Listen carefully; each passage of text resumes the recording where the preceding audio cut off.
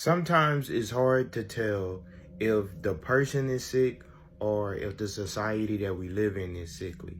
So when I began traveling extensively with my job all across the United States, and I've been to almost every state in the mainland, you guys, one thing I noticed is that we have extreme poverty, some of the worst cases of poverty imaginable. I've personally seen people living in tents, cities, people sleeping on the ground, people without anything. The West Coast, the South, the Midwest, the East Coast. It's things out there that the average person that's not going state to state, that's not seeing the outside world, that's just living their life on the computer screen, they can't imagine. So in my personal belief, no matter who you are, I think that is important for us to have a heart and for us to remember and to see these things for what they really are. Hey y'all, this is just your friendly FYI that 50% of the country can't read past the 6th grade reading level. And that's why my post when I say, y'all need to read books, I'm not fucking joking. Half of y'all couldn't get past Harry Potter and understand what's happening in the book because the reading comprehension skills do not exist because 50% of y'all can't read past the 6th grade level. Let that sink in. That's why we're in this situation. Y'all need to pick up more books. I'm telling you, you need to read books. Are reading less than ever. In 2023, nearly half of U.S. adults said they didn't read or even listen to a single book. It's not surprising. Books are now competing with endless news feeds and streaming services, social media, even podcasts for your free time. Teachers are seeing the effects. College professors say students can't stick with long texts. High schools are ditching novels for excerpts and movie versions of the classics. And yet, reading has never been more accessible. We can listen to books while we drive. You can carry thousands on a single e-reader. And even with all that, we're reading less. So does it matter? On this episode of Top of Mind, we hear from a mom who read by candlelight during a civil war, a professor who stopped assigning books altogether, and a teacher who uses Pokemon cards to get kids excited about reading. The way we read is changing, but does that mean we're no longer readers? Join the conversation with Top of Mind anywhere you get podcasts. 54% of adults literacy is below a 6th grade level. Cause it's dumb. Did y'all know that? No, you didn't know because you can't read. You motherfuckers really can't read. Oh my goodness. They said y'all reading level. Yeah, y'all, because I know how to read. They say y'all reading level is at a 7th grade level average. Now I understand why America blame everything on mental illness. You ain't mentally ill. Your ass is dumb. Y'all got to start reading. Growing up, we started off with the cat in the hat. We did sight words like run, there, them. Make sight words great again. Poor thing, you can't read. You can't spell. Therefore, you can't comprehend. I be thinking like, what's your favorite animal? Table. People stress me out so bad that something told me, look and see what's the literacy level in America. Because I was like, oh my God, everybody be acting so dumb. But guess what? They ain't acting. Because if they was, everybody would have an Oscar. We need to start having book drives, reading groups. You need to get in some type of program, a computer class, and some type of reading class. I don't think people understand how fucked up it is that we just let kids rack up huge amounts of debt going to college and getting degrees that they'll never be able to get good jobs with. I talk to kids all the time that have racked up a huge amount of debt getting a useless degree, and they're really thinking about going on and getting an MBA that's also useless, that will rack up even more debt for them, and they've never even had a job where they've made good money at all. And nobody in the education system has ever really produced real work in the real world that they've been paid for. It's all these bureaucrats that have just been living in this educational bubble, giving terrible advice to kids that doesn't make any sense, is not translatable to making money in the real world. It's really dark that we're putting so many kids into financial slavery, not even giving them a good shot at making good money with real valuable degrees. I'm going to say it, and I'm probably going to get banned, but your gender studies degree was not a good investment. And it was fucked up of the government as a kid to allow you to take out a really big loan that you're going to be stuck paying for the next 20 years when you're not going to be able to find a job that pays you $100K for getting that degree and putting in that work. Meanwhile, I work with people all the time that have no college degree but have 6 months of sales experience working at a used car dealership, They're getting jobs making 6 figures working in tech sales. The education system is not a place for smart people. If you're a young person and you've never been around successful people, then it's easy to fall into the trap of thinking that the educators around you, the college professors, know what they're talking about. But they clearly don't, because they ended up as college professors. That is not a successful outcome for a life. That's a perpetual state of childhood. It's like adults that you see getting excited about going to see children's movies. This is not the result that you want for your life. If you want to be successful, but you don't have those positive role models, you don't have wealthy or successful people in your life, and you want to work in an interesting job, in an interesting industry, follow this channel. I'll help you get the career success that you're looking for. I have $140,000 in student debt and I'm not stressed about it. So let's talk about it. And I'll show you my favorite everyday makeup look. The first thing is from Merit. I'm absolutely obsessed with this. I have 2 sets of student loans. So I have the federal loans that most people have, and then I also have private loans. So lucky me. This is the Milk Contour Stick. I really like this because I'm trying to do clean beauty. When I said I wasn't stressed, that was kind of a lie. I just think it's so crazy how we are signing kids up who are 18 years old with $140,000 of student debt before they really realize like how much money that is and how much it's gonna take to pay that off. I went to a private school in Connecticut, and I did that because I was in a 3+1 program, so I basically got 2 degrees for the price of 1 degree. I still got to finish at the same time as all of my friends who were just getting their bachelor's. At the time, I thought going to the private school because of the program was a really good option for me financially, but I definitely didn't realize how much $140,000 really is, or else I probably wouldn't have done it. But I've been paying off my loans since I was a freshman, yes, a freshman in college. So I kind of want to tell you what my plan is, how I'm doing it, and how I'm trying to get rid of these as quickly as possible. I am 24 and I didn't move out of my childhood home until I was 24. I stayed home for 2 years after school and basically was able to put all of the money I was making towards my student debt, and honestly, I didn't save, which I definitely don't recommend. Definitely put some savings aside. I kind of learned that the hard way. When I moved out, I kind of realized just how hard it is to pay rent and get your own groceries and basically be an adult and have this looming student debt over your head. It's really hard, honestly, to look at my friends who are getting married and buying houses and just knowing that I'm extremely responsible and I'm not going to be able to do that. I can't do that, and it's not going to happen for quite a while. Essentially, what I do every single month is I put 1 paycheck towards my student debt, and then I do 1 paycheck towards my rent, utilities, groceries, and I kind of try to save just whatever little is left that I can. I know it's really hard for some people to put a full paycheck towards their student debt, but I would really recommend it if you can. I honestly just have it taken out right away, and it's like it never even hit my bank account. So I'm definitely pressed for money, unlike my other friends, but I'm really learning like how to be responsible with money,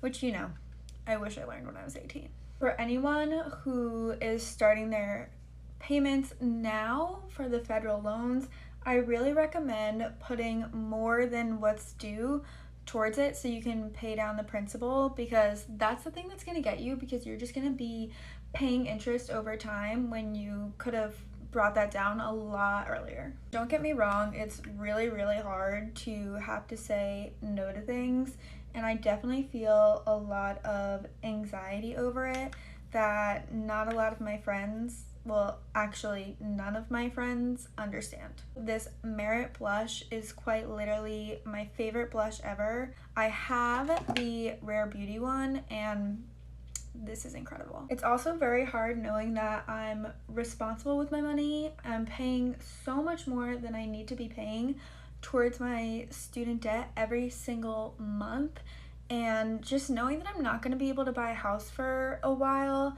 is something that's been causing me a lot of stress and a lot of anxiety. I also just think that it is the most wild thing that schools cost as much as they do these days. Even state schools are extremely expensive.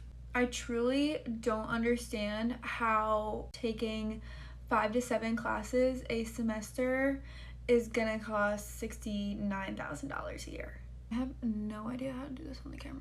For some context, I got my parents to co-sign on my private loan, which was the most amount of money, but I refinanced and they are completely off of it. So just know there are people doing it alone without the help of their parents, because I know it can feel really, really lonely sometimes.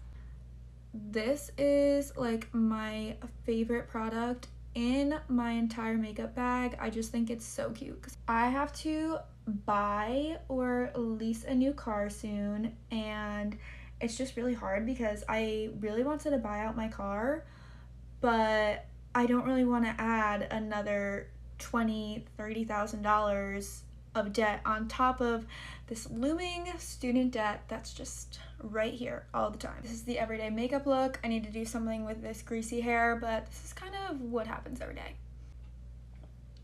I feel like this entire video is just to say you don't need to feel alone in the fact that you have a ton of student debt, and maybe your friends, they have parents that can pay for it, or they have other ways to pay for it. You are not the only one who has a ton of student debt, and you will get through it. Trust me. My biggest advice to you and my biggest advice to myself is just put as much as you can towards your student debt every single month, but make sure you have some savings, because that's something that I'm definitely working on, is building my savings, but just making sure that I'm absolutely obliterating my student debt as fast as possible. And the bottom of my casket will have a file cabinet for all these student loans to rest in heavenly peace. That's how much I owe in student loans. How much money I owe in student loans. Now let me provide you with some additional information, since I know that this video is going to go viral because people are cruel and a lot of people are going to be ready to attack me in the comments and judge me and do whatever they got to do to feel good about themselves. I am a proud 25-year-old with over $100,000 in student loan debt. I went to school. I got a free associate degree through the early college program. I then furthered my education and got 2 additional degrees. I have a bachelor's degree in entrepreneurship with a minor in management, and I have a master's degree in organizational leadership. But one thing America doesn't know about me is that I have 1 additional degree that's not on file and it's not in the records anywhere, and that's a law degree. At any given point, I'm prepared to take the stand and explain why I cannot afford to pay a dime on them student loans. Baby, you ain't never seen a sharp, undegreed attorney like me ever in your life. It's my time to shine. Not even trying to be funny, but these kids are... The reality is, most Americans have been reading at a 7th grade level for decades now, and that is by design. Yes, a small percentage of students will be lucky enough to find special programs that help them get the resources they need to go on and graduate and do well.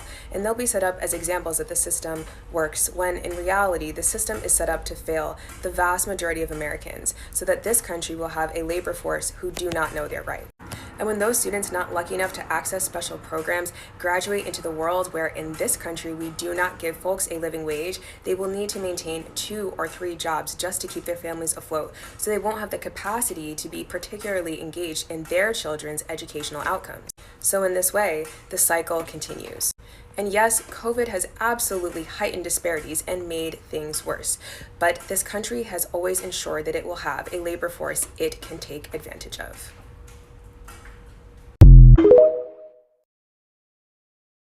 That a lot of people don't seem to realize is that there is a difference in education between the West Coast, the East Coast, the South, and the Midwest. When I was applying to colleges, it was extremely hard for me to get into schools in New York or in California. And I'm assuming it's even harder for people in the South. The high school that I went to focused on its graduation rates, meaning how many people can we get to graduate, rather than are they retaining the information? Are they actually learning? No.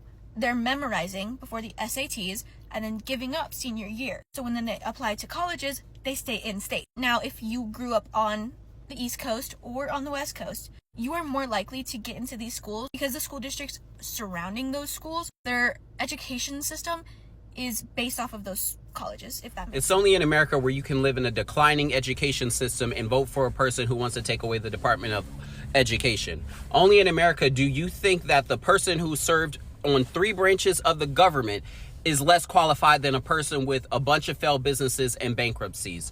Only in America do you think immigration reformation is more important than gun control reformation. Only in America do you think that you are so entitled by the color of your skin that by fear-mongering all of these other things that you are still going to get your way. Only in America can you be as poor as a homeless person on the street, and vote for a billionaire who gets tax breaks, who is on the verge of $1 trillion. Only in America can you be so stupid, vote against your own interests, and still complain about the outcomes. Only in America. You know what I was thinking? I was thinking how when you come up through the American education system, that part of your education is learning about the Constitution and Bill of Rights and the differentiators between America and the rest of the world, right? Between the United States and the rest of the world. We are told that our Constitution, our Bill of Rights, our individual rights, our liberties, all those things are what separate us from the rest of the world and what makes America this great shining thing on a hill, shining light on the hill, and which makes this the best democracy ever and the greatest nation in the history of the world. This is the propaganda we get. And I think about how we're taught that, and then a guy is elected and his 77 million people say, yeah, psych, none of that matters. None of that matters. It was all a mirage. We didn't mean any of it. We wanted all to go away. We lied to you. And I think about that. I'm thinking about Kamala Harris's book. When I visited her on her book tour in San Francisco a week or so ago, and she talked about, in response to a question from moderator D.L. Hughley, what she's been most surprised about since the election. She said how quickly all these different industries and people capitulated. And she talked specifically about higher education, and she talked about the champions of industry, and she specifically called out, and it was perfect for San Francisco, the tech industry. And it goes to what I was just saying, that we're propagandized and taught all this stuff, and all his millions of voters, 77 million or whatever that number was, who voted for him 3 times, and all those businesses and all those CEOs that have all those mottos and all that stuff they drill into their employees about, ethics and I don't know, all that corporate crap. And then all those teachers and professors who told us all that stuff. And speaking as a black person, most of the teachers for black people are white people. And statistically, most of those white people vote Republican. And they taught us, and they pushed it in our brains, we have to do these things to be good citizens, to be good stewards of democracy, to be successful, blah, blah, blah. And they just all said, psych. So yeah, you know what, get Kamala Harris's book. Get my book. I wrote the first book on her and the Biden administration, but it's mostly about her, and it's a keepsake. It's a historical document. I wrote it as it was happening, so it's fantastic. I got the color right. Get her book as well. And yeah, if we ever get this thing back like it's supposed to be, I, for one, I'm going to speak for myself, I will never forgive any Republican. It's a piece of the puzzle that's missing. So we as humans experience alienation, guys. And Karl Marx argued that it's a condition that the workers experience in a capitalist economy, meaning that they are controlled and exploited. And as a result, they experience alienation. Now think about this, guys. It's a lot of people that can't afford rent. They can't afford to buy a house. Some people can't afford to have a child. Some people can't afford health care. The most basic needs that you think you deserve you can't get. So what I'm going to talk about, guys, is the hierarchy of needs by Maslow. And this is very deep, and I'm going to wrap it up after this. So you have your your physiological needs. Your physiological needs. That's you as an animal, you as a living creature. Okay? That's food, water, safety, rest. You need that. As a human being, you can't exist without that. Okay? Then you have level 2. That's your safety needs. So you want to be secure. We're talking about the hierarchy of needs, and we're talking about this, money. How does this relate to the pyramid, right? So you have physiological needs, safety needs, belonging and love, esteem needs, and then this is the part that Sigmund Freud was talking about, self-actualization. What is self-actualization? Self-actualization is when you reach your full potential. When you are self-actualized, that means you have reached your full potential. Some would argue that none of us will ever reach our full potential. Some of us would argue that it's impossible to reach your full potential in a world that makes sure you stay on level 1, the level of an animal. What do I mean by that?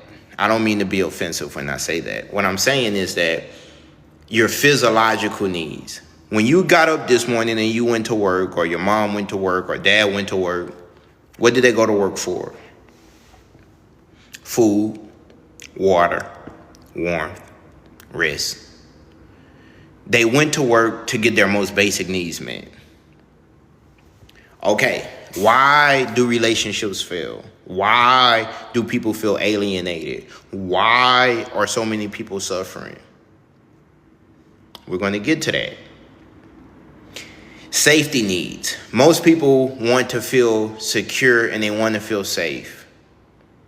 Then we have once we get our physiological needs, our safety needs met, then this is where relationships with other people become increasingly important.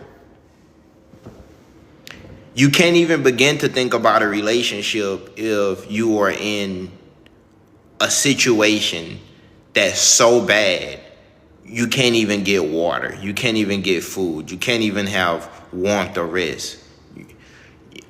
Most people are trying to have relationships, but they don't understand why they can't have a relationship. They don't even understand, and they want to understand. Okay, we're going to get to why relationships fail. I don't know if I should say that. But what if, that's how I would say it. What if the society exists so that you can't have a relationship with other people? That's interesting, huh? Now, I'm not the first person that thought this. I thought this and then went researching. That's what I do. I think of a question, I research it, okay? So you have physiological needs, safety needs, belonging, and love. Okay, that's level 3, intimate relationships, friends. Then level 4 is esteem needs. That's a sense of feeling important for what you do or who you are. Then a feeling of accomplishment, right? Then we have the high